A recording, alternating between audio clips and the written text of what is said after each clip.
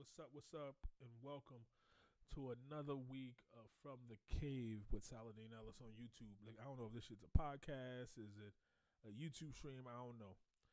But all I got to do is say this week we got a lot to catch up on. Like I said, I collect all the news articles and things I want to listen to and watch throughout the week, and I collect them and put them in my rabbit hole playlist, and we just go down it. So this week we got some news from the Olympics. We got Hamas, Iran, U.S., China, Russia. Is a big thing, man. Israel and Netanyahu. I should say Netanyahu rather than Israel. Netanyahu, because they're separate. It's basically trying to start World War III.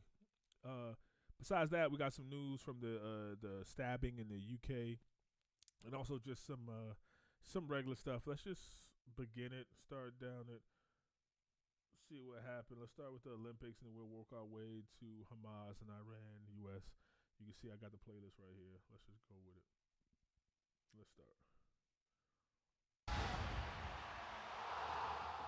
And this is it, the moment we've been waiting for. The gold medal battle here at the Olympics for the B-girls. We got Ami. I don't think I'm wrong. This is the first year that the breakdancing has been at the Olympics, so let's see, man. From Japan, I just assumed she was from the U.S., but she's from Japan. world champion. There's trouble. Here comes Nika running on. She's ready to go. She wants it. Will she take home the only medal for her country, or will Ami have something to say? Medals. It's probably like if you watch like New York, like the beginning of hip hop type B dances. This is probably way different. Like it's like, you got like karate and Brazilian jiu-jitsu and actual like street fighting sports, but then you got like taekwondo and things that's like made to just be like karate and like show discipline and form. I wonder if this is kind of like the same thing where it's like not just like technical things, and I don't know how they grade in this shit, but this is gold medal battle. China. And there she is, and, all smiles. Damn, I don't know. A perfect example. There she is. The U.S. is nowhere to be found. That's what I was trying to say. The U.S. is nowhere to be found. Let's see. Sha'Carri Richardson come from behind anchor. Joining us live this morning. Yo, what happened to my make sure my live is still on. My live stopped.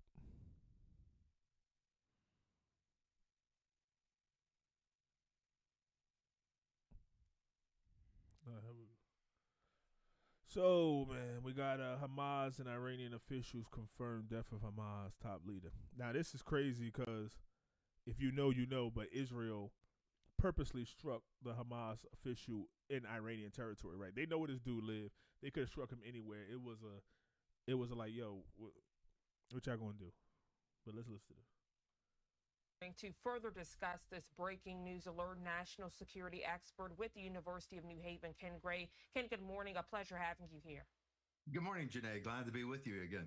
So a lot to discuss. Learning from overnight, Hamas's top political leader has been eliminated. If you could catch us up, please.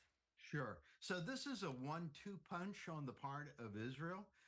On Tuesday, they did the first punch in that they attacked Fuad Shakir, who was in Beirut.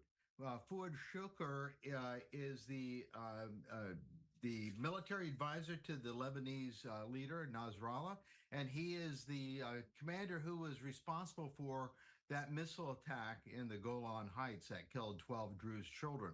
And so Israel struck out against Hezbollah by carrying out this surgical attack right inside Beirut. And that in itself was a major attack and likely to turn this into a regional conflict if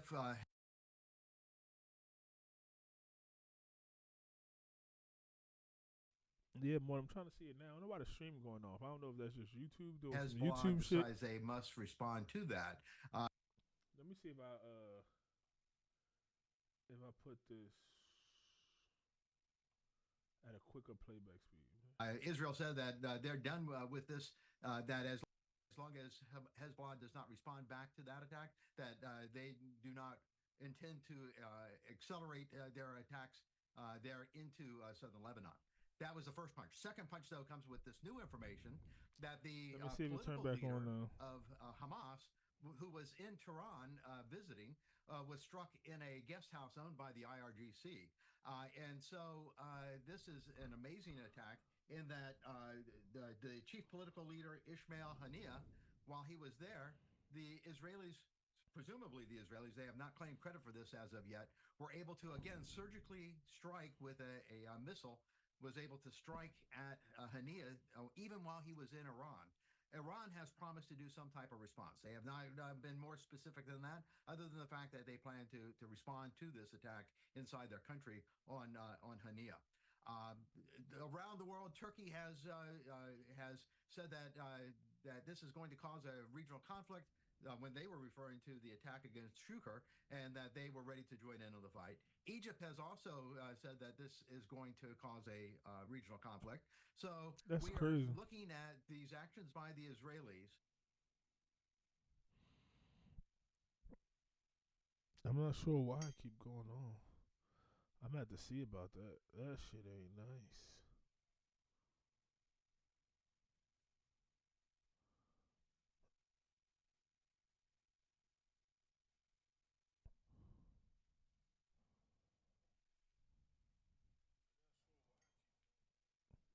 So it ends up playing, but it just cuts off.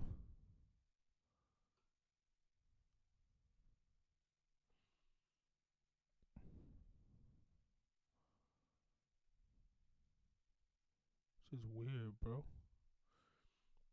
All I'm trying to do is talk about Israel. It might be the Israel Maybe thing. has Is that what lit it the is, fuse YouTube? Y'all for let me this talk to about become Israel? that regional conflict we've been fearing all along. That Ken Gray, may thank be you it. so much for that detailed breakdown. And as you mentioned, world leaders are on the edge this morning as they do fear a full.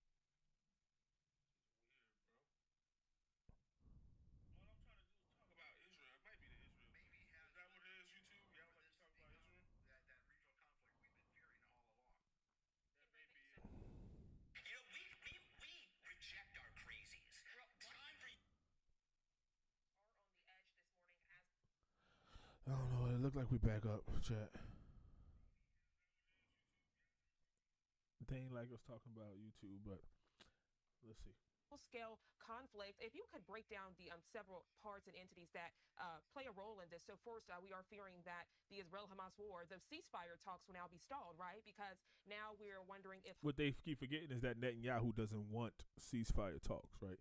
Israel wants ceasefire talk. They don't want to send their children to war.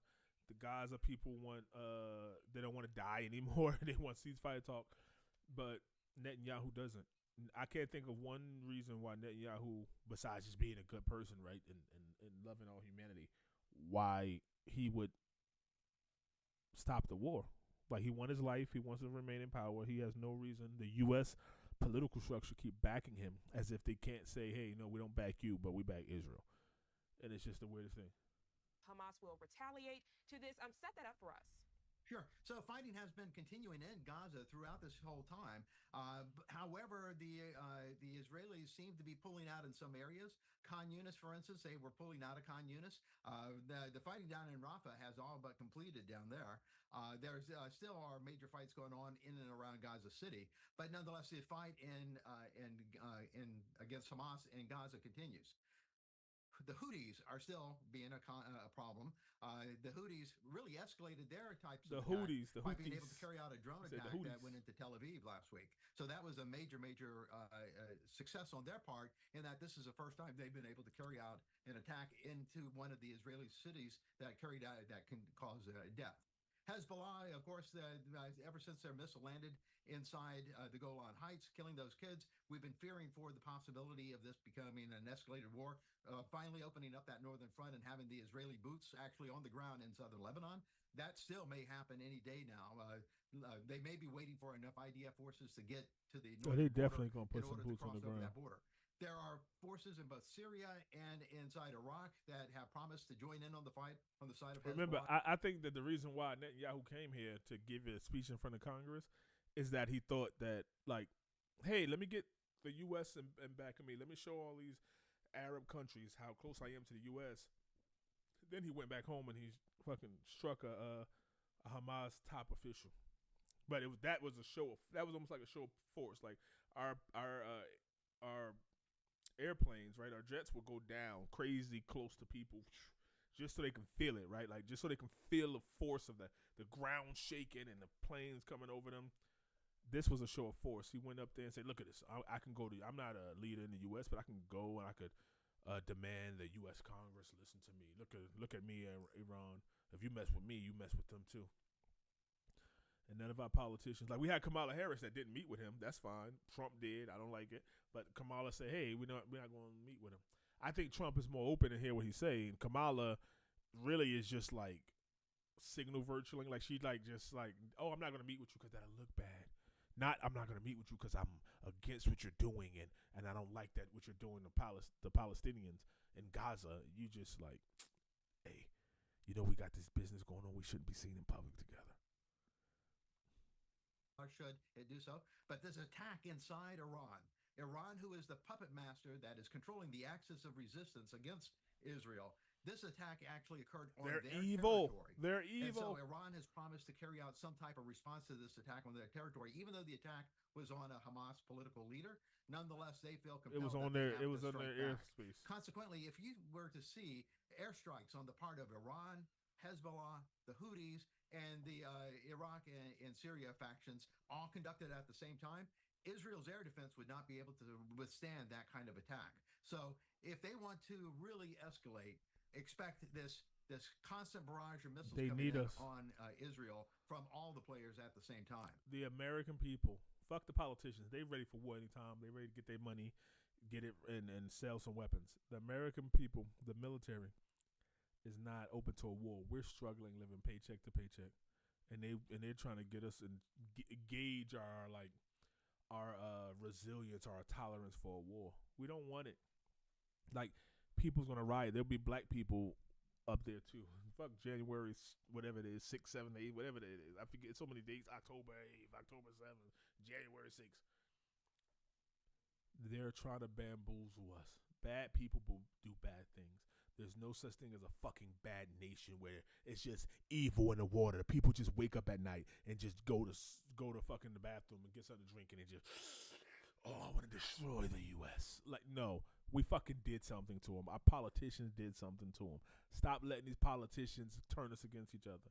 That's like the companies would say, "Oh, you know what? Like, you better be glad you work for this company." Like the companies were seen as like this business. Oh well, it's what's best for the company. Now in 2024, we're like, fuck what's best for the company, motherfucker. You can't just go dump toxic waste because it saves the company money into our drinking water. No, you can't. Like, you check out. That's a 9 to 5 or 8 to 4, whatever you working, and at the 5 you check out, motherfucker. You become a citizen again. You can't just go to work, check in at 8 a.m. and like, oh, I don't care what happened to the rest of the public in the U.S. and the world. I gotta make decisions for this company. Shut the fuck up. Like, it's about money. Like, that shit get on my nerves. And I'm so glad you brought that up because that's another concern this morning as we look ahead and think about possible retaliation from Iran. And then there are talks about their new nuclear weapon. What does that attack look like and how severe could it be on the Middle East? New nuclear weapon. Would they kill me about new nuclear weapons? Israel still got nuclear weapons, or maybe they don't, but they won't confirm or deny it. So we can't go on and say, Iran is so difficult and it's so bad and they got nuclear weapons, but we don't even know if Israel got it. What happened if Israel decided that we're not in their best interest? What happened? Because we have an allegiance to Israel. Israel never claimed an allegiance to the U.S. They believe that they're the chosen people of God. As a whole, I'm so glad you brought that up, Ken. Yeah, the other thing is that the United States pulled its carrier battle group out of the Eastern Med. It's being replaced by the Theodore Roosevelt that came around from South Korea and is going to be able to project power, but it is not in the Eastern Med. So its area of coverage is different than that was from the battle group that was in the Eastern Med. So the Israel needs to have air support by the United States. That air support will then now be coming from the battle group to the south of this area, as opposed to the one from the Eastern Med. So the entire calculus of this war has changed with the removal of the U.S. Carrier battle group from the Eastern Med. And, we are on the precipice here of this really becoming a regional conflict. We must also keep in mind this morning that with this death of Hamas's top leader, retaliation could also impact the hostages. We can't forget there are still hostages in Hamas captivity this morning. Yes, absolutely. Is that the negotiations are going to go on the back burner, especially if Israel all of a sudden finds itself receiving missiles from all different factions at the same time. The negotiations has always been secondary for Netanyahu. His primary purpose was to neutralize Hamas. Now, I find this the shift in the battle plans by His primary focus is to stay in power. Israel over to that of headhunting to be very interesting. Israel striking first against here, Mohammed Deif may be dead due to the fact that they were headhunting for him. So they waited until they had a location for him, and then they dropped a bunch of bombs on him there at Al Muwasi. Now the attack of the commander there in Beirut for Hezbollah, and now we're seeing the attack on Hania there in Tehran. So the only political lead, or the only Hamas leader that is still unaccounted for, of course, is Sinwar, and he is believed to be down in the tunnel still. But if they ever have a location on Sinwar, expect a lot of ordnance to be dropped on that location to try to get rid of Sinwar. That would be the third head of Hamas. And as Enough of this. Listen, they still talking about Hamas. This is the stupidest thing. Hamas is a terrorist organization. Israel is a government. If they are a terrorist organization, Israel cannot keep dropping bombs on the people and saying, but Hamas fault. They're a fucking terrorist organization. Are one of the I guess the negatives you could say of being the West and being as morally superior as we think we are, is the fact that we have to say, wait, enough is enough. We cannot act like the terrorists. Like, oh my God, but look what they did. Yeah, we know. But that's why we're civilized, because we can't do what they did. Jesus could never get as low and dirty as the devil, so he doesn't play the game. Because eventually the devil going to do something that's like, oh, wow, we ain't willing to do that. You cannot be in a fight with somebody that you're not willing to get as dirty as they are. And they know it. So we cannot compete with Hamas. We cannot beat Hamas by brutality. That just creates more. They're literally killing leaders and creating more future ones. Shit's crazy, man. Hamas. The Israel Defense Forces now saying That's the thing I seen. It said the missile attack, right? They said Hamas leader came to Iran to watch the new president get sworn in and things like that. And it's a missile attack. But now they're saying that Hamas leader was killed by a planted bomb, which is still crazy.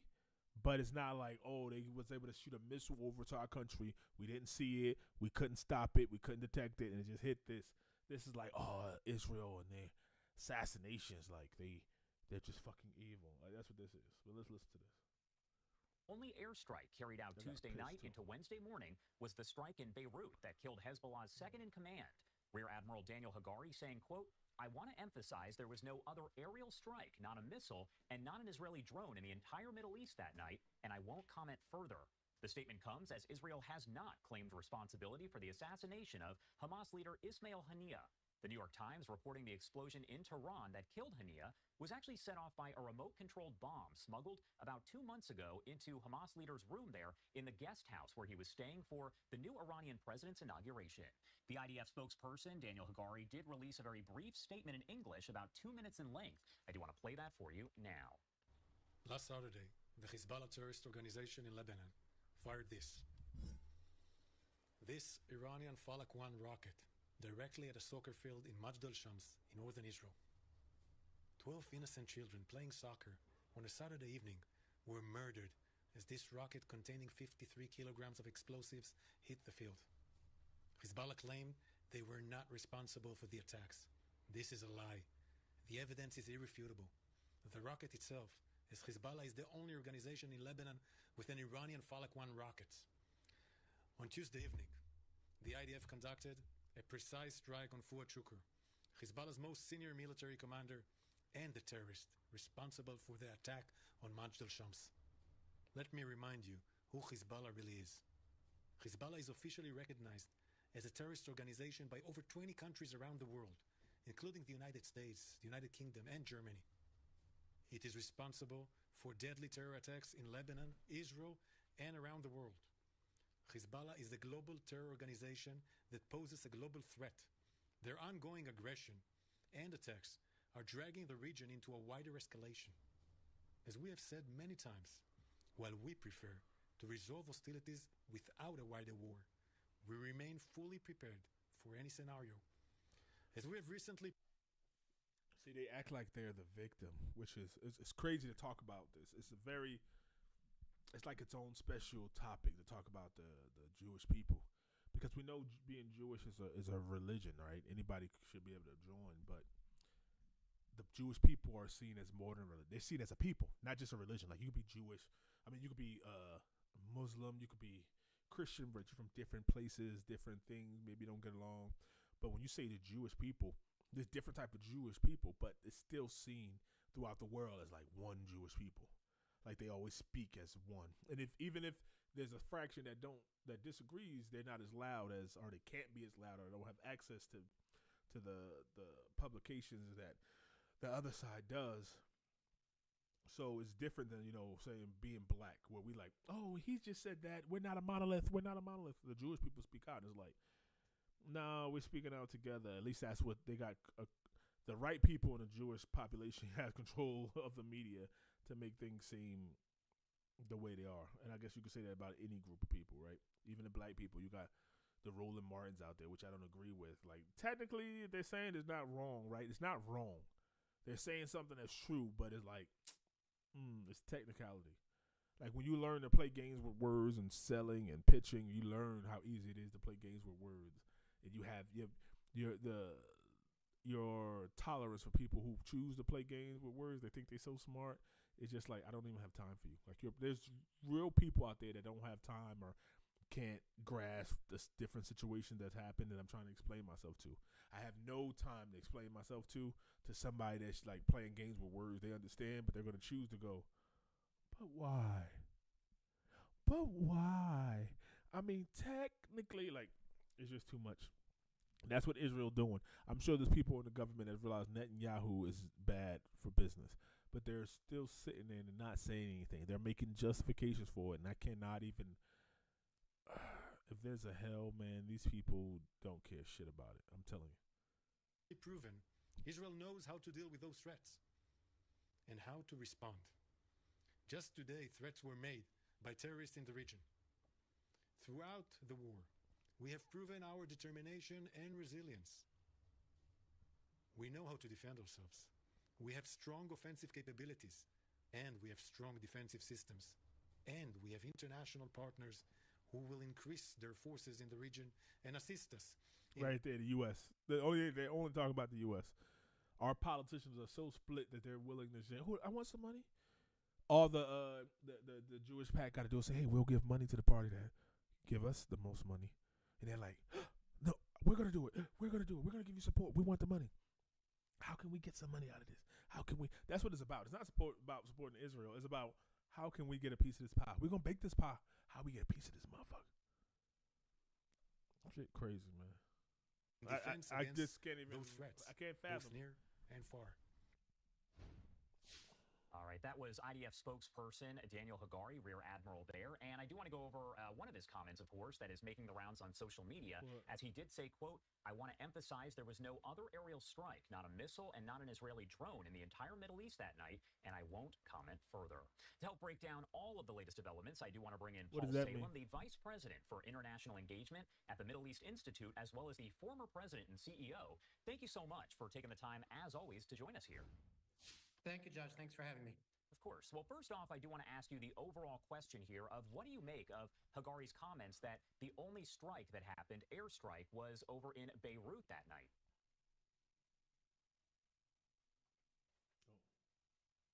Well, I think as it turned out, indeed, there was not a strike in Tehran, but rather it was a bomb that was planted in the residence where Ismail Haniyeh.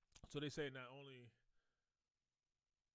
Iran has said this, but Israel basically confirming that it wasn't a strike, which I guess gives Iran some leeway not to like immediately attack. Like, oh, this was a process. You were devious. You planned this. It wasn't last moment. So Israel can do the same thing.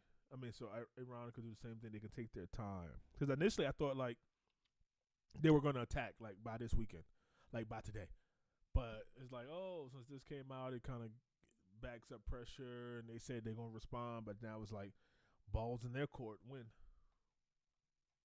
Was a guest. Israel has not claimed responsibility for it. So that's, I mean, I think, that's what he's referring to, that there was no violation of Iranian airspace. Maybe it's a way to blunt any potential Iranian response, that they did not violate the Iranian airspace, they did not attack from the air. But otherwise, the attack did happen, and Iran does accuse Israel of being responsible for that. And as you mentioned, Israel has not claimed responsibility for the attack at all. You talked a little bit about the explosion that killed the leader. It's apparently was set off by a remote-controlled bomb that was smuggled about 2 months earlier into that room. So my question, that would require a lot of planning. That would mean that a lot went into this. That means that they damn near got people inside 2 months earlier to make sure he's in that room. Make sure there's a lot of people there, I'm sure, to make sure that this person's in that room at this time. They got some moles in there. Wouldn't they have to have? Well, certainly both in Tehran and in Beirut, it's quite obvious that the Islamic Republic and their security system must be certainly very penetrated by foreign intelligence, maybe Israeli intelligence, maybe others. The same can be said in Beirut, to know where that commander was, at what point in time, which apartment he was in. So there's a sense both in Beirut and in Tehran that there's a lot of penetration of those security systems, and that Israel is indicating it can find and kill opponents whenever it chooses. President Biden was asked just a few hours ago about the death of Hania, and he did say, he was asked about the ceasefire deal itself, and said that it definitely won't help a ceasefire deal. What are your thoughts on that? Could it potentially impact a ceasefire hostage release deal? Remember, if I'm right, I believe that this individual that they took out was like the person who was like the political negotiator for Hamas. Like they purposely took this guy. If you wanted to stall the talk and say, "Yo, we need a couple more weeks until they find somebody else to take a spot," this was the guy to take out. Like, I'm not sure they took him out because he meant something or because it stops the fucking talks for a little bit anyway. Well, definitely it will impact. First of all, I mean, it brings the negotiations to an abrupt halt for at least a number of months, probably. The Qatari mediators issued a statement saying, well, how can you be in the middle of negotiations, in fact, in the final stages of a negotiation, and have one side kill the head of the other side? That's certainly not going to help the process of negotiation. There's no doubt that Israel wanted to get Ismail Haniyeh. They're close to negotiations, but how can we be sitting there and it's let's say if it's 10 on this side, 10 on the other side, and we come to negotiations, but while we're negotiating, you're killing my people. We started as 10 on this side, 10 on that side. Now it's fucking 5 on this side, 10 on this side. And I'm not supposed to pay attention to when you asking for stuff. And can you do this? I'm not supposed to pay attention that my people is gone. Like you could see it as maybe they get scared and stop it. No, these people have a religious mission. Like there's only certain things. If somebody was just I want to do it just because it's fucking, I ain't got nothing else better to do. But these people, just like the Jewish people, think that they are chosen or been destined or appointed by God to do this. If I go outside right now and a man feel like if somebody want to fight me, that's one thing. But if the person I gotta fight you, I'm like, what? You got something against me? No, it's been ordained by destiny. God says I have to fight you. That's a whole nother thing. That shit scared me because this man is most likely gonna fight to the death. It ain't no knock him out and he go home. God sent him. He's going to come back. I'm afraid. He's gonna come back. He lost this one. He's gonna wait till my guard's down. He's gonna attack. This shit's crazy, man. I really hope the U.S. doesn't get into this. Yeah, they've said that War. openly. But the timing does mean, and it means probably for many in Israel, that those who were hoping for a deal between Israel and Hamas that would see an early release of the hostages, that is not going to happen. And the war in Gaza is set to continue for a number of months. I want to take you out to this live image we have. It's been showing damn the near White House over a in DC, year. As we know that President Biden and Prime Minister Netanyahu actually spoke yesterday. A White House summary of the call states the two discussed efforts to support Israel against missiles, drones, all of that, So, including, quote, the IDF is saying the only strike is in Beirut, which is still another country. Beirut in Lebanon, they have something to say. You just can't have fucking carte blanche to just, oh, you know what? We don't like this dude. He's in that country. Let's strike him. Oh, the U.S. will back us up. Don't worry about it. The U.S. will back us.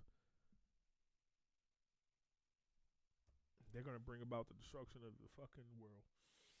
New defensive U.S. military deployments. Do we have any idea what that means, or is the White House purposely being vague?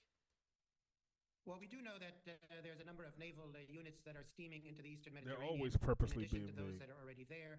We know that during the Iranian missile and drone attack on Israel in April, the U.S. and U.S. forces themselves interdicted a lot of those missiles and drones, but they also coordinated interdiction and intelligence sharing with Arab allies in the region, which helped Israel and the U.S. defend Israel from that attack. So maybe we don't know many of the technical details. Obviously, they'd want to keep that under wraps, but it's certainly the case that the U.S.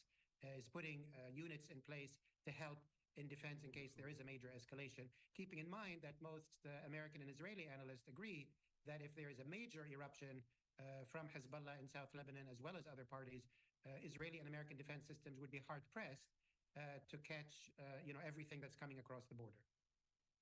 And a big question is going to be, how far will the U.S. go to protect its ally Israel if That's what I things do want to know escalate? right here. Do That's we the have big any question, idea? guys. Well, I think there is no. I mean, there isn't necessarily a clear ceiling to this. The U.S. is committed to Israel's defense, period.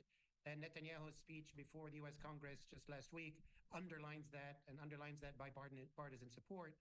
Prime Minister Netanyahu knows that. There's not a country on the earth that the U.S. should be emboldened to the point of self-destruction or causing us to get into another war. There's no ally that's so important that if China, if Russia, if Iran is saying, yo, these people need to go, at a certain point when you're in a bunch of relationships and they keep going wrong, you can't keep saying, oh, because of that okay, it's because of them, eventually you got to point those fingers to you and say, what am I doing wrong? Right? And the U.S. politicians try to make it seem like these people are evil and over here. Okay, then I guess America's is evil because our politicians is dog shit. No matter what side you're on, you think that the politicians on the other side is lying. So then that would mean that it's the same for those people. No, it's not the fucking same. The people of Iran are fucking normal people going to work every day, living paycheck to paycheck probably, most of them, trying to make it through, and their politicians are doing other shit. Oh, well, we got to do this for religion, and this for God, and this for the politics. And the people going along with it because they don't want to be ostracized. Because they can't speak out maybe like we can in America. Like I can come on YouTube and do this and not have a fucking FBI raid my house. And if they did, then I guess we would handle that accordingly. But anyway. This shit is just crazy. Let's finish. But I don't think the Biden administration and the Netanyahu government are on the same page at all in terms of where Netanyahu is going. Nope. The U.S. wants Netanyahu. I think that the U.S. is going to break, no matter which party, Republican or Democrat, is going to have to break up with Netanyahu. It's just the fact that it's taking this fucking long is crazy. To finalize a It's deal craziness. In Gaza to end that war and bring that to an end. Netanyahu is refusing to do that. By killing Haniya, he eliminates that possibility. The U.S. does not want escalation with Hezbollah and does not want escalation with Iran. Netanyahu went ahead and escalated both with Hezbollah and with Iran. And now, so now Israel is awaiting the response of Iran and Hezbollah and maybe other allies. And the U.S., whether it wants it or not, is locked into this conflict. And the more Israel is attacked, the more the U.S. will have to be militarily engaged. Is there a genuine concern right now within Israel of an all-out war with Iran and all of its proxies? Well, obviously Israel is a very divided society. It was before October 7. It is today. We've seen demonstrations to try. I'm talking not even live yet. It's over like 70% of the Jewish population don't even like Netanyahu within Israel. Like over 70%. If it was that way in the U.S., the president probably would be impeached. Try to get a deal with Hamas and bring the hostages home. We've seen Netanyahu and his government say, basically, that's not what we're going to do. We're going to continue to prosecute the war, and we're going to continue to go after Hamas and others. There has been a strong, position among the Israeli defense leadership and the political leadership, and I would say many in the Israeli public who've wanted. We're talking about Israel right now. With Hezbollah. Now, maybe they didn't all think through what that means and how to do that, but there's a lot of anger towards Hezbollah, and I think Netanyahu is banking that a confrontation with Hezbollah is something. Yeah, it's something that you don't want, but people are becoming like, even the people that's like, oh, Israel had the right to respond after they were attacked by Hamas. it's still like, okay, this is too much. This is too much. There's either two type of people. There's the people that think that, well, Israel didn't have the right because they've been having an open air prison for so long in Gaza, and it's like, what else you expect them to do? And then there's the people like, well, Israel has the right. They have the duty to defend themselves. But it's getting a little out of hand. Like, it should have been that. It's sickening that it should have been out of hand. Like, 1,200 people died in the terrorist attack on Israel. We're over like 50,000 deaths in the Palestinian in Gaza, and most of them are women and children. Not even Hamas leaders. It's crazy that there's some type of moral equivalent, which will be supported and will be somewhat popular. A confrontation with Iran, on the other hand. Let's see. So joining me now, retired Navy. Israel did respond, and then, of course, Iran orders retaliatory strike against Israel. We haven't seen it yet, but they did say, yo, it's going to be. Brent Sadler, he is senior research it's gonna happen. for naval warfare and advanced technology at the Heritage Foundation's Allison Center for National Security. Brett, good to have you here today. Your thoughts on these? That's funny. Fox News put the Heritage Foundation to talk about this, which is the same Heritage Foundation that wrote that Project 2025, but Trump said he don't want nothing to do with it. Anyway, I don't know. Let's do. Huge explosive developments in the Middle East. These two killings within 48 hours that appear to be carried out by Israel in their effort to fight back against Iran and their proxies. Well, thanks for having me on. These last 24 hours have been remarkable for sure. Taking out the leader of Hamas, a terror organization, a man with 17 American lives on his hands, finally meeting his demise. And then, of course, you've got the senior military leader to Hezbollah, responsible for an attack that killed children in the Golan Heights, the northern Israel area, just also within the last day or so. So serious, significant events. I think Iran is likely to respond, but I think it's going to be probably a lot more muted than it was in April when it responded to those large number of killings of IRGC generals and senior leadership in Syria. Maybe Iran takes a page out of Israel book. Something happened, an attack, but then they be like, we don't take credit for it. Like, we're not mad at what happened, but we don't take credit for it. They should do that.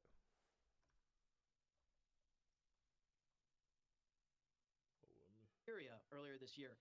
Again, Iran operates its influence through its IRGC through the region, and you sever that, they lose a lot of power and influence, and that's actually what's at stake with with these leaders being taken off the board. This is Antony Blinken, the Secretary of State, talking about American, U.S. knowledge of any of this. Let's watch. This is something we were not aware of or involved in. The best way to bring temperature down everywhere and to put us on a better path is through a ceasefire in Gaza. Your thoughts on that, sir? These people just keep saying a ceasefire. Let me tell you what I don't like about Blinken and all of them. They lied to us for months about Biden. These are the same people that tell us that, oh, Biden, he's fine, and cognitively he's there, and he has interns that's in their 20s, and they can't even keep up with him.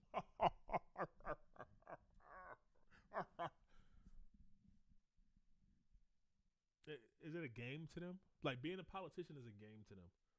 That's why there should be term limits. Like, we're supposed to be a politician and then go back home and live under the laws you helped create it. Like, these people stay in Washington and they don't feel the repercussions of what they do. But if they make laws and they have to go home and they can't be in Congress no more, then they would fucking think about the things they pass. Because they're like, oh, I'm going to pass this, but I'm going to still be here, in 6 years and 8 years. I could just, resend it back if it don't work. Nah, these people trying to fucking get us. They're trying to vote and get us to believe and just listen to them. Not look at the same thing for ourselves. They want us to let them watch stuff and let them think about it and then come back and pretend like they do it. Any laws that's passed that Biden never passed, he has a group of interns that's writing shit for him. Don't think these people are so smart that they're just writing all these documents and these laws that's 500 pages, 600 pages. They have fucking interns. It might have been worthwhile not having this administration cut into the loop to make sure that whoever was planning these attacks would be successful for operational security. I would think if Israel was behind it, there would have been at least some forewarning to military forces so that we could be prepared and protect ourselves. Brent Sadler, that's what you would think, but Israel don't like that. Thank you. Thank you. You would think that as they ally. And I'm Ainsley Earhart. And click here to subscribe to the Fox You News. would fucking think that Israel would do that, right? Let us warn us, but they didn't do that the last time. And we said they had to make a whole thing with Iran and let them attack Israel, but then coordinate stopping all the missiles, and they wasn't really high-quality missiles. It's stupid.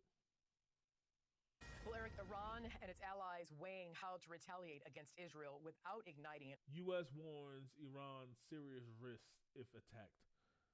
Did they forget that that the U.S. basically just authorized Israel to attack them? Like, we can't keep doing this thing where it's like, oh, you attack us, we're gonna attack you, and we're gonna. There's country out there that can make us suffer. Like, Americans don't know what war is like. We know what combat situations is like and little small proxy groups. We don't know what the fuck is all-out war where we can't travel, we can't go anywhere. Any American citizen is liable to be hit. That's almost what we need in order for us to have 20 years of prosperity. We need this generation, my generation, Gen X or whatever the shit is, to just experience that and then be like, oh no, we can't do this shit. We try to enjoy our one life we get and make humanity better. We need to get rid of the old folks, get rid of these young folks that's following these TikTok shits, and us in the middle need to come together and be like, no, we can't have this. An all-out war. Tehran is threatening a major attack after Hamas political leader Ismail Haniyeh was assassinated in Tehran last week. The State Department says it should be clear to Iran an attack would mean serious consequences for their government and economy. There's no consequences for Israel attacking them, attacking Beirut, attacking inside Iran. Whether this attack was spontaneous or whether they took months to plan and put a bomb in place. And what the fuck is the consequences for them? Stop playing games.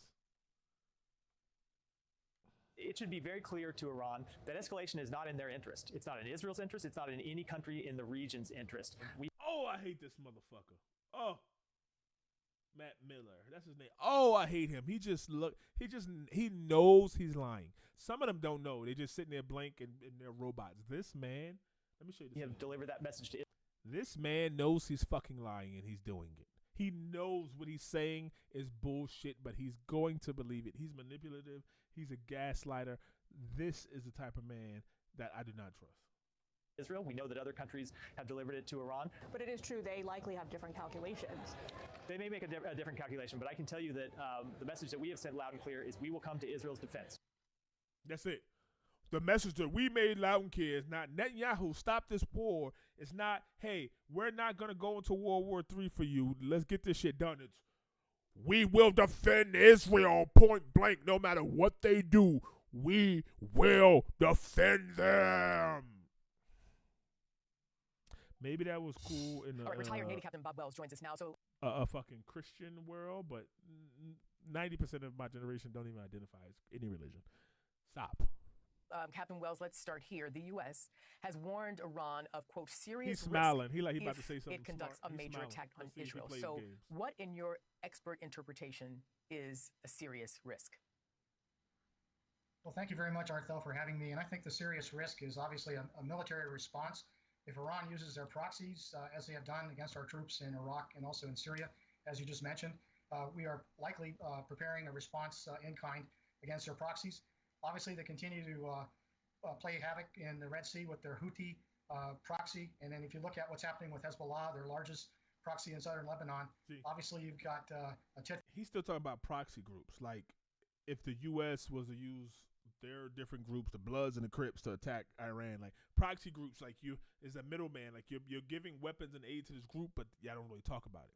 So when they attack Iran, we could say we didn't know they were doing that. That's not our group, and then Iran could attack us, and we could say that wasn't us. That was the Houthis. That was Hamas. That's not us. That's Hezbollah. That's not us. We didn't do it. But what Israel's making happen is making it so that Iran has to attack the U.S. and the U.S. has to attack Iran.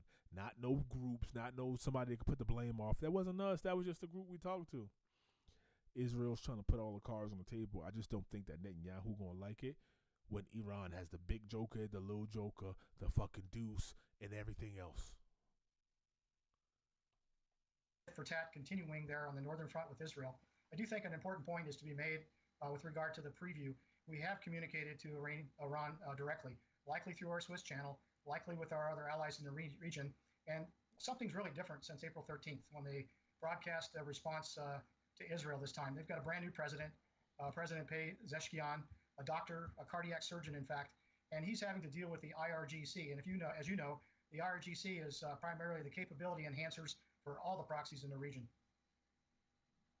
I'm going to get back to that in a second, but as you know, Captain Wells, risks come with ramifications.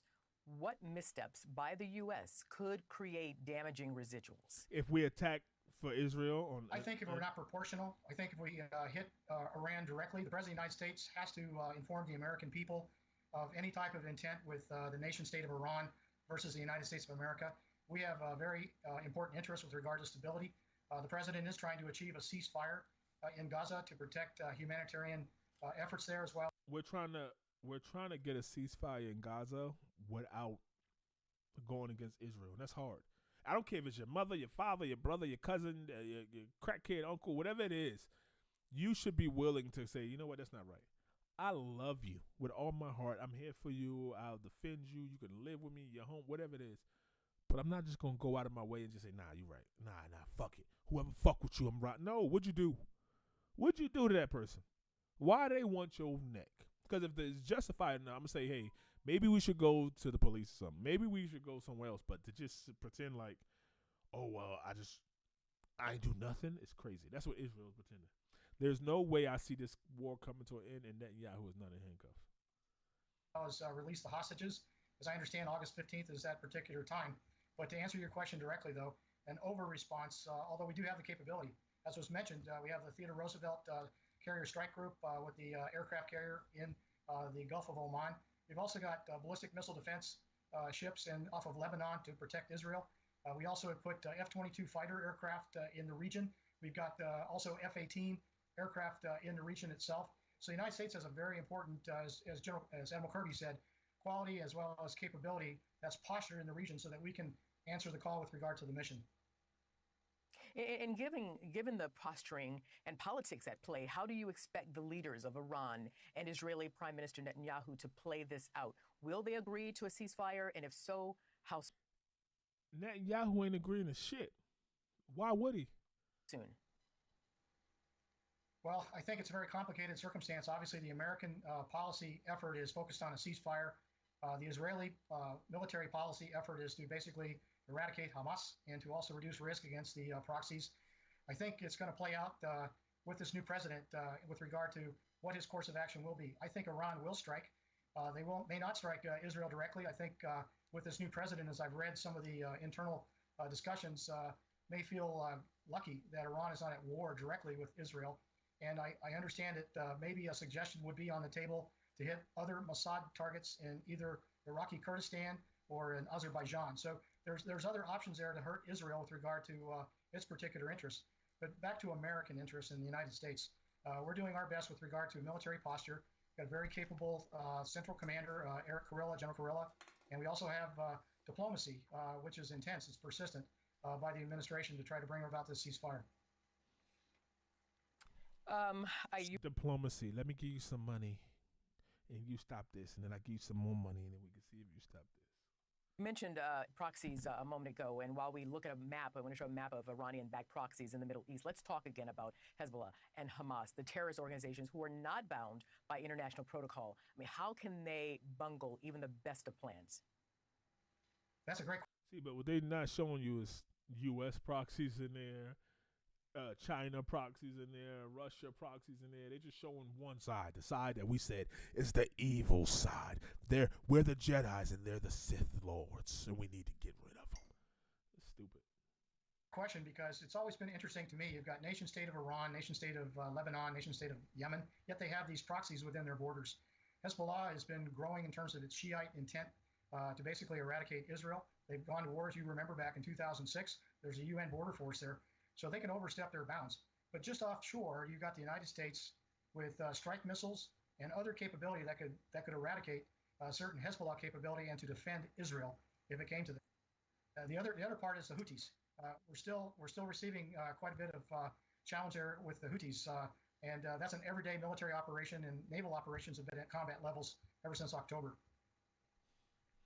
Yeah, a lot happening indeed. And before I let you go, I want to mention this. Let's not forget the hostages. 115 hostages are being held in Gaza. 41, unfortunately, are considered dead, and their bodies are in the hands of Hamas. They're in Gaza. You just mentioned that you believe they will be freed come August 15th. I Pray that happens, if not before then.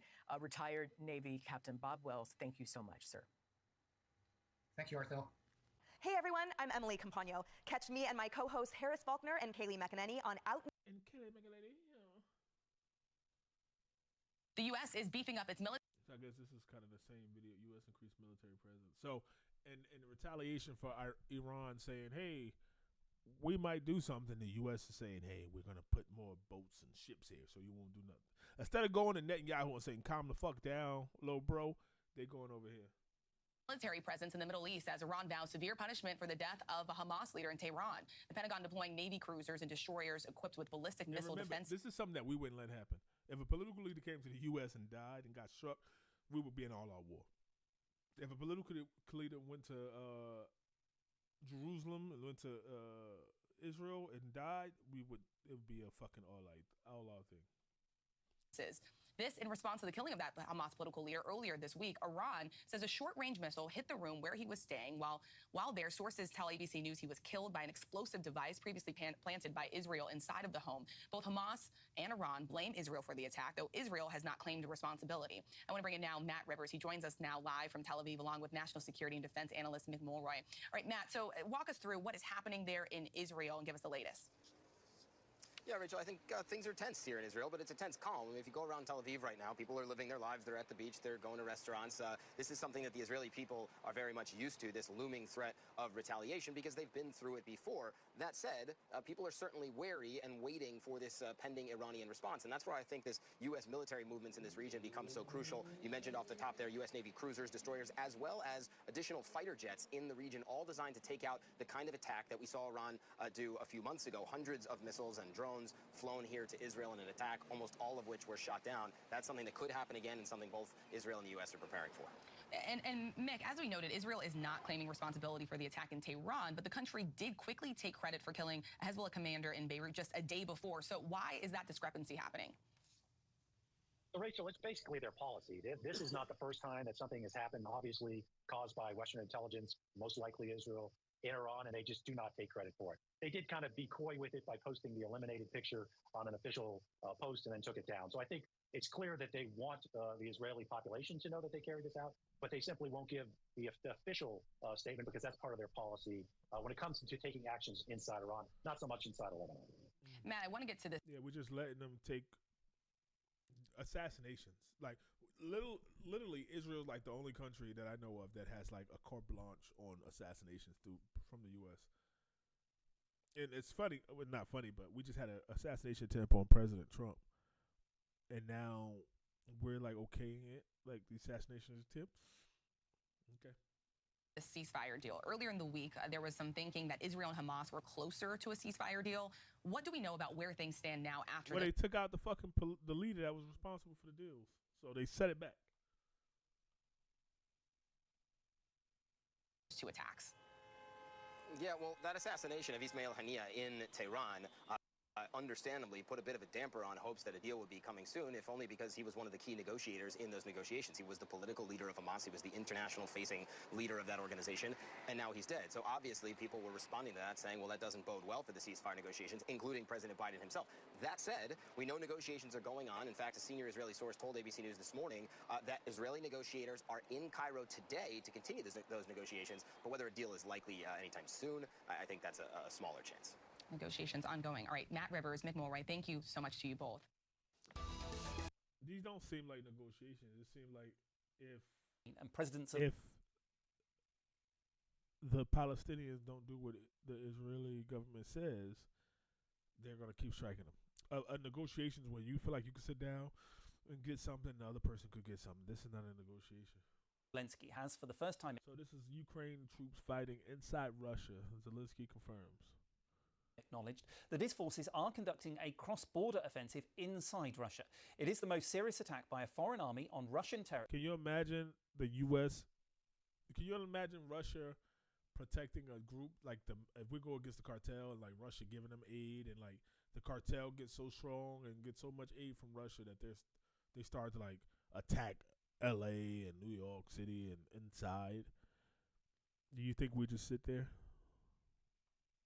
territory since the Second World War. Moscow first reported a major incursion into its Kursk region on Tuesday. Until now, President Zelensky has made only oblique references to the fighting, but in his video address last night, he said Ukraine's military was pushing the war onto the aggressor's territory. Let's take a listen to what he had to say. Today, I received several reports from Commander-in-Chief Syrskyi regarding the front lines and our actions to push the war onto the aggressor's territory. I am grateful to every unit of the defence forces, ensuring that Ukraine is proving that it can indeed restore justice and ensure the necessary pressure on the aggressor. Well, Kyiv launched its surprise attack on Tuesday, advancing rapidly more than 10 kilometres inside Russia, the deepest raid since Moscow began its full-scale invasion in Ukraine in February 2022. Russian and Ukrainian forces have been locked in intense fighting in Kursk.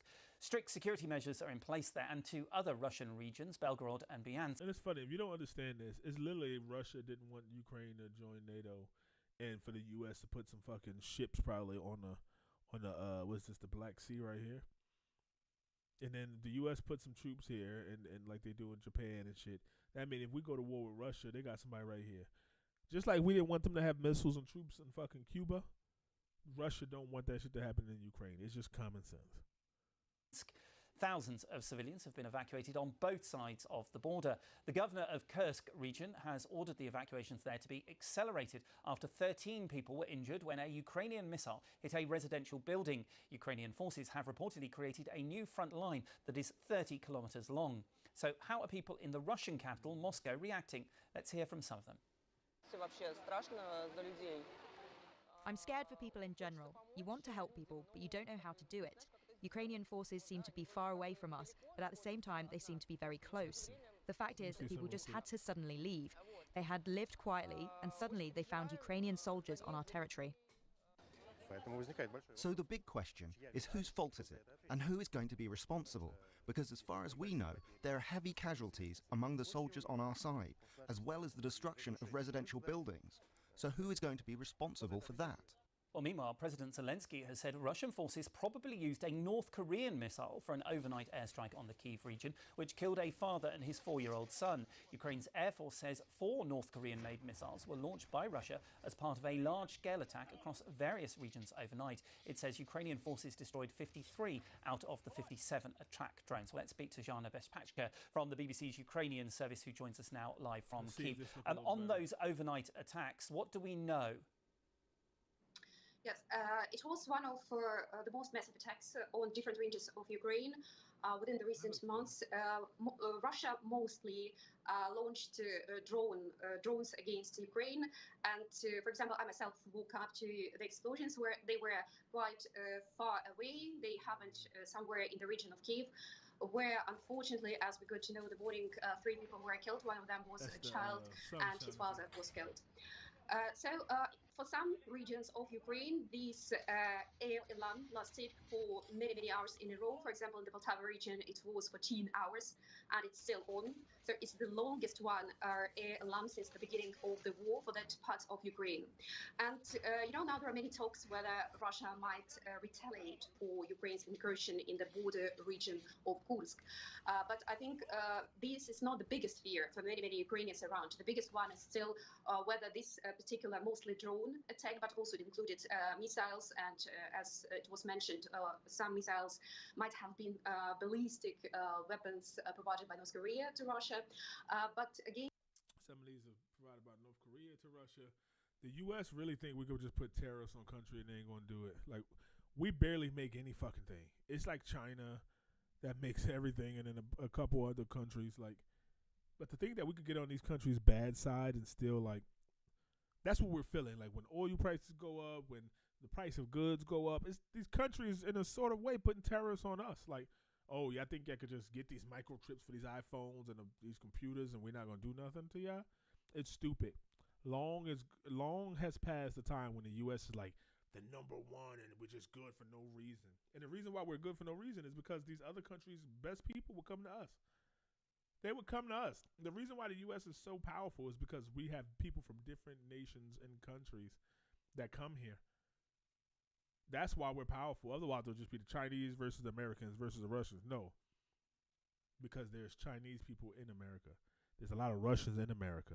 There's a lot of Africans in America. There's a lot of Middle Eastern people in America. So we're such a melting pot that we need to be Switzerland is. Like, oh no, we're not gonna get into that. We're just gonna stop it. Like, we can't play games, but we choosing to play games. Like, there's certain people that's like, oh, America is own country and we're a melting pot, homie. I'm sorry. There's a lot of things in a lot of places in America. Shit's crazy. Remember, I'm doing the stream, and I'm trying to fix this at the same time. Yeah, we go. Kamala Harris's running mate, Minnesota Governor Tim Walz, has praised China. He just spoke Chinese. He's lived there for more than a year. He taught there for. If you think the U.S. can fight China and Russia at the same time, and that we're going to come out of it, and Americans just going to live their day to day and continue to go to the movie theaters, and no, it's a rude awakening. Maybe we need a war. A war between the U.S., Russia, and China for a year or two would stop us for the next 50 years of any war. Nobody would have an appetite for it. Year and visited about 30 times. He even reportedly chose to get married on the anniversary of the Tiananmen Square massacre. His wife said, he wanted to get married on a day that he'll always remember. They honeymooned in China. Walz speaks a small amount of Mandarin, as you just heard. He ran a business taking students to China. In 2019, he called for President Trump to end his trade war with China. He claimed that it was hurting American farmers.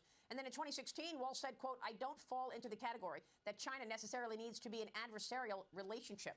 Let's talk about what a potential vice president. Yeah, I like that kind of. It's like we need somebody. Like, we're great. We need somebody to go against. Like, Americans are so fucking. We're so competitive that we like need somebody. Like, we're good. Like, we're in the space race instead of like everybody's. And we're going for the space race for all mankind. Is like, we gotta be first. We're gonna do it as good versus evil. If they get there first, they're going to take the aliens and come back with the Sith Lords and finish us. But if we get there, we're going to make peace and humility for everybody, and we'll all just be Jedi. Stupid. Walz would look like. Joining me now is Hudson Institute Senior Fellow, Atlas Organization founder, and the author of The Decisive Decade, Jonathan D.T. Ward. Jonathan, great to see you. Thank you so much for being here. What's your take on Walz's view of China and what that could mean for policy? Hi, Maria. Well, look, I think the important thing to understand is nothing about a vice presidential pick in the U.S. is going to change what we're dealing with in Beijing. It doesn't change their economic strategies, their military strategies, their sort of deceptive diplomacy with the U.S. I mean, they're looking for people that want to talk to them more, trade with them more, while they, buy up all the ports in Africa and prepare for war in the Pacific. So, to see someone who's spent time there, who lived there, who taught there, I mean, that's all fine. There are plenty of stories like that. I think he has a couple of positives on human rights, was a supporter of Hong Kong Human Rights and Democracy Act, but none of that, I think, indicates that there's, a serious depth of understanding of what to do about the most important national security challenge of the 21st century. I mean, that's a completely different level. They keep making it seem like these people are just, they were born and raised and they went to a special school to know how to deal with other people. Trump hasn't gone to a school to know how to deal with people. Kamala Harris hasn't gone to no special thing and has this years of engagement. And, no, motherfucker, you sit down and talk to him. Wait, what you want? Uh-huh. Okay, what you want? Uh-huh. All right, let me run it back to my people. Let's see if it makes sense. Stop pretending like these people need to be all-encompassing and they're so smart. These are regular fucking people. These are regular Americans who hopefully have a business, who want the pursuit of happiness, who want to give that pursuit of happiness to other people. They're not so fucking smart. Tim Walz is not the smartest man, and Donald Trump and J.D. Vance, and they just have these years of experience, and they know how to deal with people on this scale. Shut up. The average woman, the average man that's that's a nurse or that's in your pharmacy at the grocery store, whatever, they can take a fucking course. They can learn about it. Right? If they wasn't living paycheck to paycheck every day, they would stop. That fucking gas station clerk would be into politics. He would learn about it. He would say, why are they doing this? Why are they lying about that? And he could go out and have a conversation. Stop pretending that these people were born under a fucking certain cloth or a certain full moon that just give them the possession, right? Either they don't have the ability to either they have the same ability as everybody else do, or there's some type of fucking just thing. Oh, you're supposed to start in Congress as this. And then you get some exposure to foreign policy, and then you get this, and then you go. No, that's why they're passing it down to their children. Oh, well, their daddy was a senator, so obviously he know how to deal with politicians too in other countries. So just let him take it. No, I'm talking about you, Tom, Dick, and Harry, the average American. You out there, you can deal with the politics. You had a girlfriend before. You had a man before. You had a coworker that you didn't like. You had a boss or a supervisor or a mentor that you didn't like, whatever it was, and you dealt with it. You had a neighbor that you didn't like, and you dealt with it. That's what it is. It's people know how to deal with your neighbor when you don't get along. They're pretending, oh, you got to have some type of foreign policy, and they got to have some training, and they got to be specially equipped to this, and they didn't go to school. Shut the fuck up. The founding fathers didn't go to college either, but somehow they managed it. Oh, well, it was different. Yeah, it's different. We watch TV. We got YouTube. They got Google. They got people. They got a good administration. The president has 100 people behind him that's helping him come up with policies. Stop it. Stop it. The only thing you need the president to be is charismatic and a good to be able to sell the vision and make sure there's a good vision. So he's checked. I'm not saying the president don't have good policy, but he has basic leadership ability that most Americans possess. I'm not even going to say most Americans because I possess it. I'm just going to say that it's not hard to find. We're not going to pretend like he has something. The CEO of Uber, the CEO of fucking Walmart, the CEO of Sony, they probably can be the president and deal with people because they dealt with different people who want different things from them and this for that and that for that and this for that. Stop it. That teaching English in China does not necessarily prepare one for. So I think it's too early for those that are saying, oh, what an asset that this guy has been there, and or no, those even that are saying what a liability. That's not what I'm saying, Jonathan. That's not the point I'm making. I'm saying that if you're talking about a potential vice president saying he does not want an adversarial relationship with China, what could that portend in terms of policy in the next administration? We've already seen horrendous policy from the Biden administration toward China. China has been able to get away with whatever it wants in America. You know that. You've written several books about it. Okay, she's being fake. She's insinuating that, oh, China got this under Biden, and we need somebody who's going to come in and fuck not being an adversary. They're going to come in and set shit straight and say, China, these are not children. These are grown men. Chinese men are grown men. American men are grown men. Stop trying to tell other grown men what to do. You need to talk and compromise. To pretend like we're coming in with some, or we're going to tell them what to do, and our president could do this and make them bend to our will is fucking stupid. This is not 1960s. That includes a surveillance balloon that's traveled the country, decades of, with surveillance, decades of intellectual property theft, fentanyl flowing freely into America, 50,000 Chinese nationals coming through the border in the last 2 years. All of these things have been met with zero response. So my question really was, are we going to see a continuation of zero response? No. If you knew the things that we were pushing into China, you wouldn't talk. Deterrence whatsoever to communist China and its bad behavior on America. I think that's bad possible. behavior That's certainly on possible. America. And anyone who thinks that that the U.S. is what about the U.S. relationship is wrong. I mean, it's Beijing. So I don't think we. What about the U.S.'s adversarial behavior to the world, to the fucking globe? Seen this guy say anything that shows an indication of what's really at stake strategically or how to handle it. Yeah, and also at stake is this last 3 years, we've watched China, communist China, cozy up to Vladimir Putin and Russia, making the threat that much worse. Former President Trump slamming the Biden-Harris administration yesterday on foreign policy, saying that they've allowed our greatest adversaries to join forces. Watch this. They've allowed China and Russia to do the impossible combined. They're natural enemies. They always have been, because China needs... They're natural enemies. How dumb does that fucking sound? We're all human beings, and they're natural enemies. If you listen to the policies and the politics, then the U.S., China, and Russia, the big three, are all supposed to be natural enemies, right? And everybody else can't fuck with them. That is the stupidest thing I ever heard, and this is what old people talk. Whether you got Trump, who I only want to vote for to make sure he stops Israel, because if Kamala Harris came out and said she's going to stop Netanyahu and stop giving him aid, I would do that. I think Trump is the only one that would do that because he just doesn't like Netanyahu. Not because it's the right thing, because he doesn't like.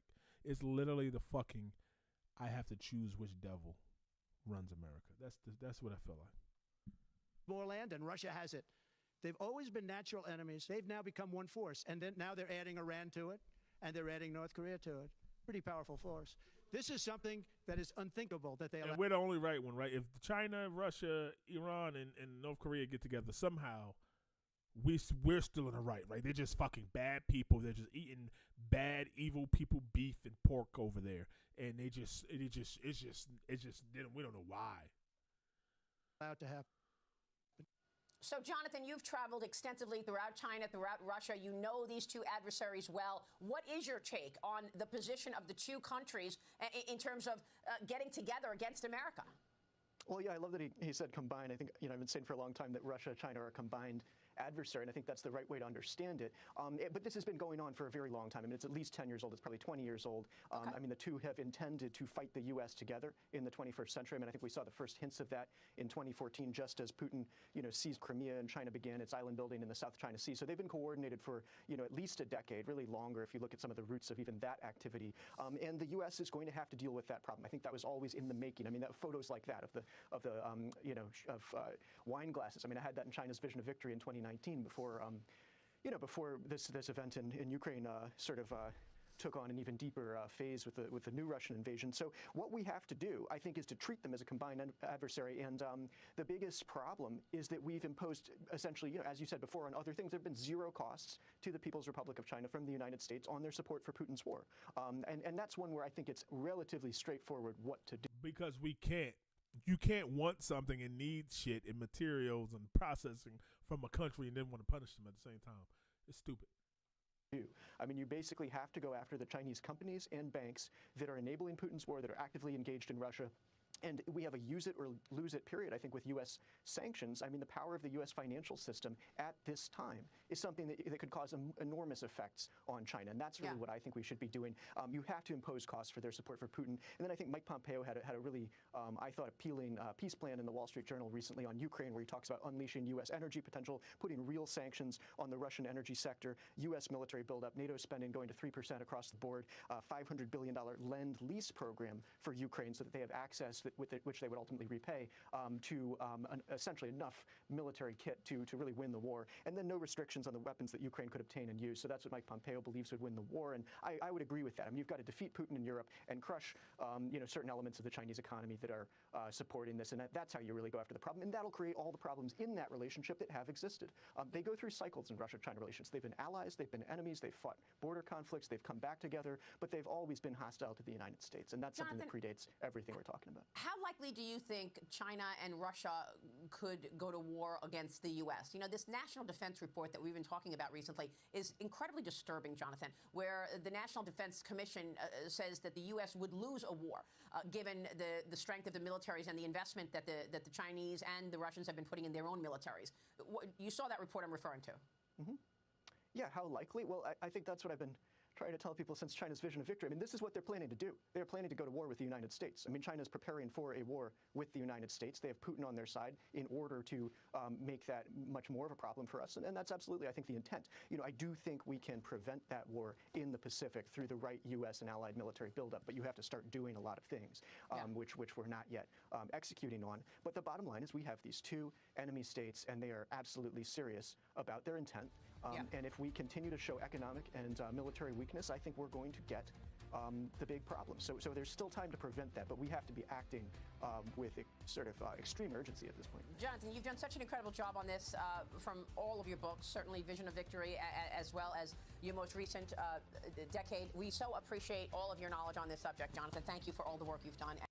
We're back, 7:40. It is a long, long time. In depth today, firsthand look at what it is like to be stuck in space. Butch Wilmore and Sonny Williams traveled to the International Space Station on Boeing Starliner back in June. It was supposed to be a 10-day mission, but this morning they're entering day 65 and have been told they may not return until next year. February of next year. So for a look at what the astronauts are facing, we want to bring in someone with firsthand experience, Mike Massimino, a NASA astronaut. He's a veteran of 2 space flights and now a professor of mechanical engineering at Columbia University. Professor Mike, thank you for being with us. Thanks for having me. We have a lot of weird questions about just how this works. But first, just, the big picture here.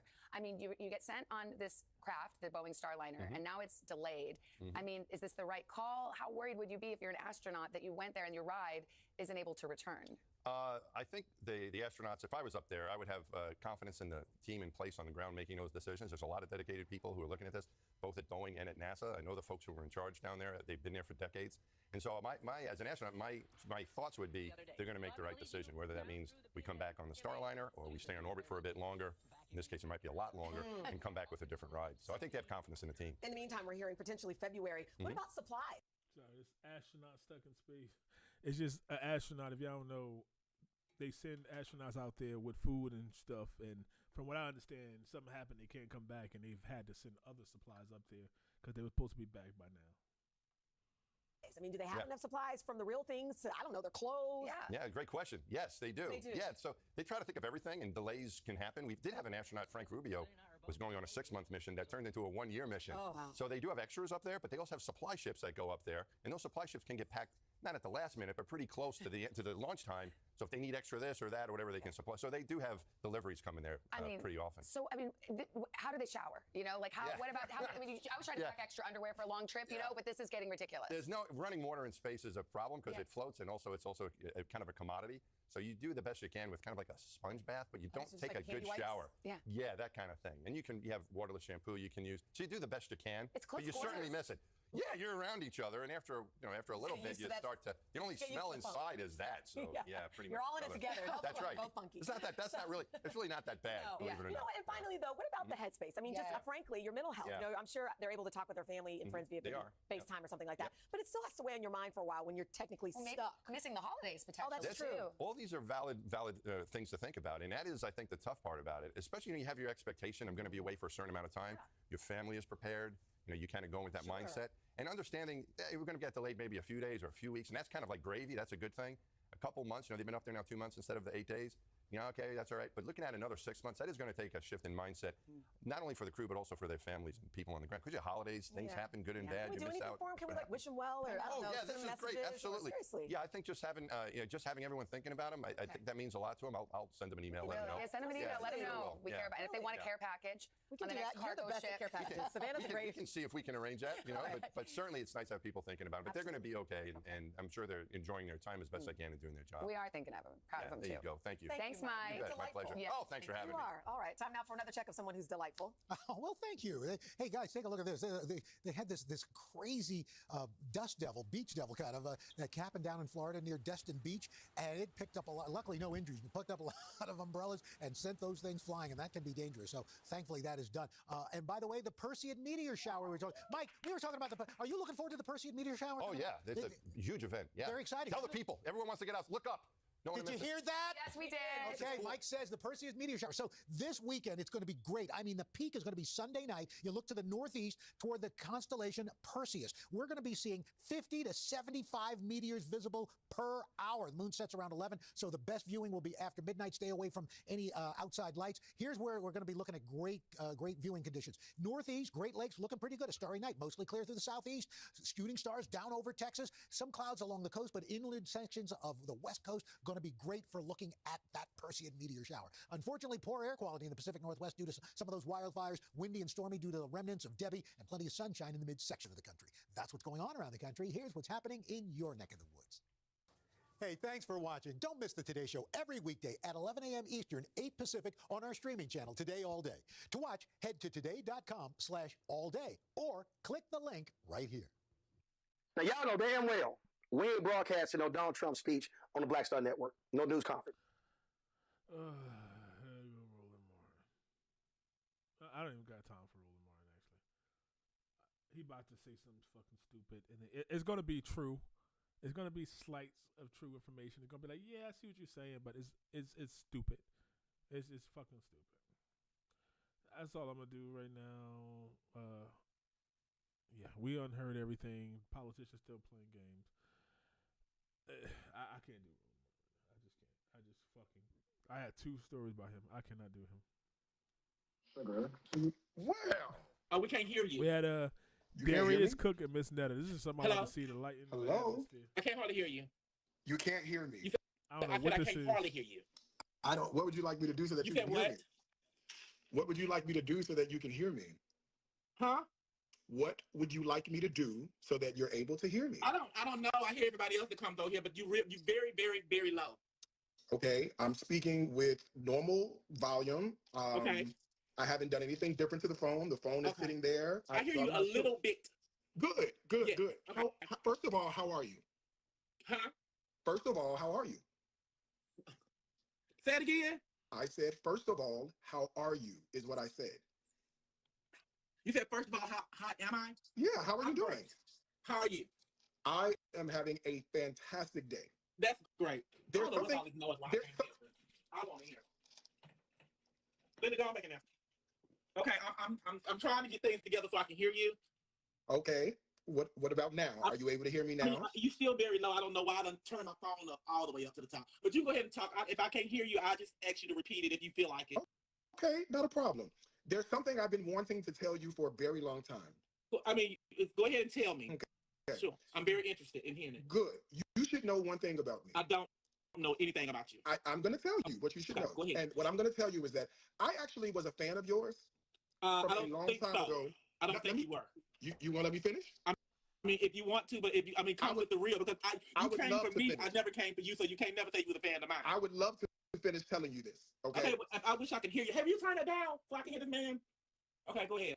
Now, when you were doing your skits in Walmart, when you were doing your skits in that clothing store, you should know that I was 100% a fan of your work, so much so that I shared all of your videos with my Instagram audience. Okay. And what changed that? No, I don't know what changed it. You started with me, Darius. I knew nothing of you. I didn't know anything. Why would I say I don't, and I still don't know you as of this day. So you're saying, what did I start with you exactly? I'm curious. Let me hear this. I never went and seen on your page. They were sending things to me that you were saying about me. And when I seen, okay, go ahead. No, I'm letting you finish. I didn't say anything. And when I seen those things that you were saying about me, then that's when I looked you up. I'm like, who is Darius Cook? They're like, you got to go look him up. He's on YouTube. He bashing you. He talking about you, talking about your house ain't clean. You don't know how to cook, and the only thing you use is a bunch of bell pepper and onion. And I'm like, I don't know him, and I never said nothing about you. You shaking your head because that's what you were saying, and I never said anything about you. Do you want to understand the context of why I was saying that, or do you just want to assume I was talking negatively about you? Would you like to understand the context of why I said that, or do you just want to assume I was talking negatively about you? I just asked you what made you hate me. So before I tell you this, I don't hate you. I don't know where you're getting this information from. You giving the information because you're doing what everybody else doing. You're talking, bashing me and talking about me. I didn't even know you to do that. You know. Understood. So the context. So here's the context you need to understand. Huh? I said, here is the context you need to understand. I never one time said anything to bash you. What I did repeat is what my followers told me about you. You have me blocked on your main page. You don't have me blocked on this page. You blocked me on your main page. So there is nothing for me to be able to say anything about you because I don't consume your content. Okay. What I was saying, perfectly fine. Mm-hmm. What I was saying on live was I was repeating what my followers were putting into a summary for me, and that is what you heard. So you took a soundbite and misinterpreted it when I was the one who shared all of your videos with my audience initially to begin with. Now, since all of this has transpired, yes, of course. And you still share my videos. No, I don't show your videos. Well, I don't see your videos. I share my video. You just make them and take and fabricate them and talk to them, like everybody else do. I haven't. No, babe. I haven't taken. So what is this other video that freshly came out that my fans sent to me that you was talking about me? Yeah, talking about you is one thing. What video? You were bashing me. Okay, what video of yours did you see me take and fabricate? Let me see. The video that I got from you that they sent to me is that you were sitting up there talking about how I am, and I done went on here and said that I said I hated black women and all this and all that. See, that's the thing about it. That's what I said. That's what you said. That was the video that was sent to me. I said that you hate black. How would I know that you hate black women? No. Well, you didn't say it. Oh, that's the story. That's the thing about it is you use what other people say, and then you bring it out, and then you say those things, and it's supposed to make you look okay. So because somebody told you this, and you repeat perfectly fine. I understand where you're coming from. The things and stuff that happened to you, and I didn't even repeat it for a long time. And then when I did repeat it, I definitely want to touch on that. I definitely want to get to that, but I want to be very. I want to get to that in 1 second, but I want to be very clear. I want to know what video that you saw me fabricate of yours, and you saw me put out and misrepresent something that you said. Okay, I would love to see misrepresented it. That's what it is. So why can't why it can't be that somebody told me something? Just like you wanted to make it look good for you, instead of you saying that this is what you said that you're repeating something that somebody else said. That's what I don't watch you. So therefore, whatever I said about you, I would repeat everything. Hold on 1 second. I've always said that. Anytime I say anything about you, I say where I got it from. I couldn't have come up with it on my own. And just like you got it from those people when you went and go searching where we got our clothes and all that stuff. No, baby, I didn't search for any. No. Hold on 1 second. Wow, I know what this was. I just seen Ms. Netta on that show with Blueface and Black China Mom and Tia Kemp, and I seen her, and I seen this from there.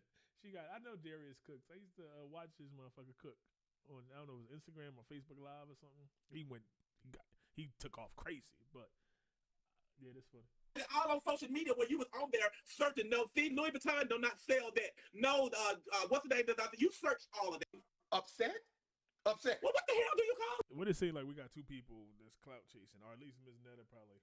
I don't know if Darius probably said something, but it seemed like he know exactly what he's talking about. He's just not taking responsibility. Like, yeah, I said it. So what? I was having fun, or I didn't even think that much into it. That's probably what it is, but I ain't about to watch this shit. But listen, we went through a lot today. Trump, Gaza, Israel.